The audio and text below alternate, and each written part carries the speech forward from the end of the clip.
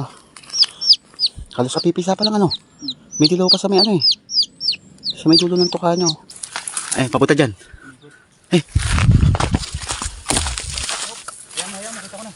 Paligingulin na namin itong mga probinsya kasi sabi ni Adubar, baka na hindi na daw kasi babalik talaga yung babae, yung pinaka-inay nila.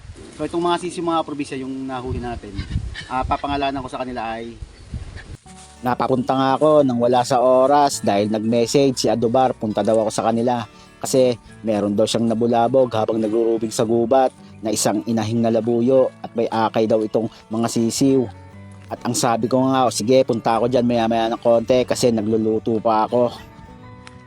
Bali nahuli na nga daw niya yung dalawa daw ay naiwan, hulihin daw namin.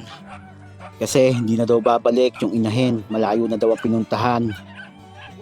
Isang mabilisang fast forward tayo mga probinsya, bali nandito na nga pala tayo kay Adubar. Bali yung nahuli daw niya na sisiw na dalawa ay inilagay daw niya muna doon sa mga inahin niyang mga Texas. Tapos nang kumain ni Adubar ng kanyang panangalian mga probinsya, bali pinuntahan na nga pala namin kung saan tumakbo yung mga sisiw na naiwan ng manok na labuyo.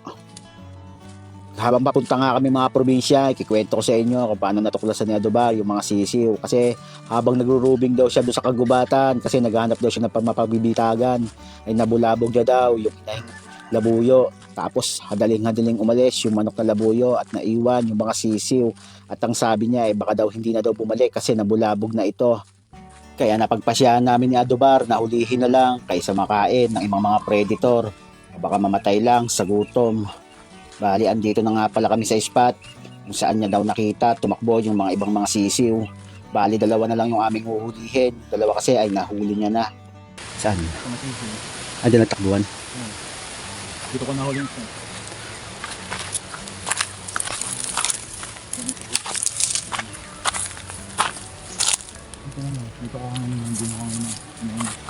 Sisiw pala mga probinsya pero grabe kung magtago kaya ginawa ni Adubar ay gumamit ng cellphone, nagpakakak siya ng pantawag ng mga sisiw. Kaya maya maya na konti mga probinsya ay lumabas yung sisiw.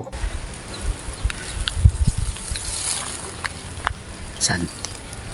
Meron? O nga. Ayun. Andyan na. Andyan kaya yung nanay? Tingin ko wala eh no? Tingin nga sa tatak mo. Happy siya, nandito pa rin siya. Bali, hindi muna namin yung hinuli mga probinsya. Sabi kasi ni Adubar, hanapin daw muna namin yung isa para mas mapabilis namin mahuli, parehas. At dahil hindi nga makita yung isa, bali pinuntahan na nga ni Adubar, iikot daw siya. Bali magbabantay nga pala ako dito sa may bungad, baka daw dito daw kasi tumakbo. Kasi magsusuot daw ito sa mga dahon-dahon, mahirap na naman daw itong hanapin. Pinasok ko na Adubar. Pinapatunog niya yung cellphone niya para sumagot yung sisiw. So binabantayan ko dito. Ano niya dito tumakbo. Ayun. Ayun, par. Ay,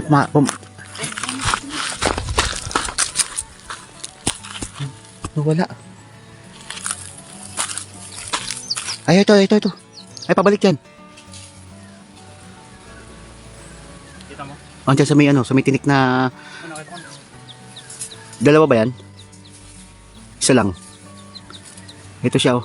Ha? Ito. Kita mo? Ay, papunta dyan. Eh. Makita ko na.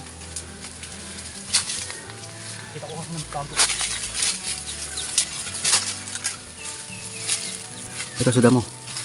Ito, bar. Ay, takbo.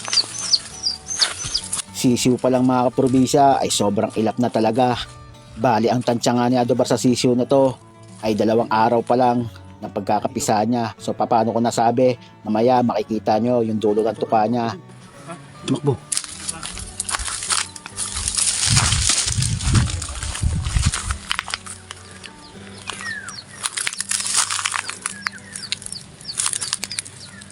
Andyan sa puno na to, sa may tinik.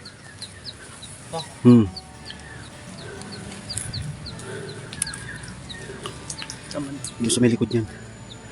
Ay, ito. Ayun. Nakita mo na?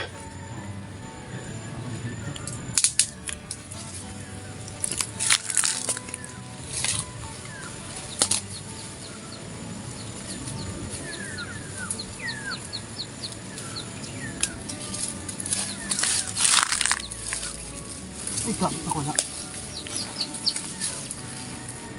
Huli. Bali, nahuli na ni Adobar mga probinsya. Sobrang sisiw pa talaga. Mga tansya nga namin ay 2 araw pa lang ito. Ganito, no? Oh. Halos kapipisa pa lang, ano? May dilaw pa sa may ano eh. Sa may dulo ng tuka nyo. Isang linggo na nga, hindi mo makahuli yan. Mabibilis na pag 1 linggo. Kung umabot na daw ito ng 1 linggo mga probinsya, ay tsak sigurado, hindi na daw talaga namin ito mahuhuli dahil sobrang bibilis daw at sobrang gagaling magtago. Bali, isa na nga lang ang nahuli natin mga probinsya kasi yung isa ay hindi na talaga namin nakita. Bali, 3 na nga pala yung nakuha namin kasi yung 2 habang wala ako ay nakuha na raw ni Adobar. Bali, bumalik na nga pala kami kaprobinsya dun sa bahay ni Adobar. Bali, meron na nga pala ako naisip na pangalan sa 3 sisiw na ito. Kung naaalala nyo, yung ating mga pinapakawalan na mga hayop pag nahuli sa bitag, yun ang ating pinapangalan pag nakakahuli tayo ng manok na labuyo. Dahil yung huling nahuli natin mga probinsya, kung tawagin dito sa atin ay banukot, pero sa English ito ay tinatawag na scaled feather malcoa. Kaya ito ay ipapangalan ko sa mga sisiw, si scaled, si feathered, saka si malcoa. Pero huwag kayo mag-alala mga probinsya, yung ibon na yan ay pinakawalan din natin. Dahil manok na labuyo lang ang ating target. Naalala nyo mga kaprobinsya yung may ibon tayong nahuli, yung banukot kung tawagin sa English, scaled feather malcoa. So itong mga sisiw mga probinsya yung nahuli natin, papangalanan ko sa kanila ay scaled feather malcoa.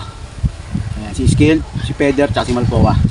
So lalagyan na lang namin ito ng ng palatandaan para malaman namin kung sino dyan si scaled, si feather, at si malcoa. Bali, inulit na namin ito mga probinsya kasi sabi ni Adobar, baka na hindi na daw kasi babalik talaga yung babae, yung pinaka-inay nila. Yung inahin, hindi na daw talaga babalik yun. Bali, 4 nga daw ito mga probinsya. Yung isa ay Kasama na yung sinay. sumama na sa inahin. Saktong-sakto nga mga probinsya kasi meron siyang bagong pisa ngayon si Adobar ng mga Texas. Bali, dun muna namin siya ilalagay para mabigyan sila ng init. Lagay natin dito sa inahin. Huwag kawain. Bali, hanggang dito na lang yung ating video mga probinsya. Huwag kayo mag-alala. I-update ko kayo kung ano ang lagay ng 3 sisiw na yan. Na si scaled, si feather, tsaka si malcoa. At kung umabot ka sa dulo ng aking video, baka pwede kong mahingi ang iyong pag-like and share. At mag-comment ka na rin kung tigasan ka para alam ko kung saan umabot yung aking video.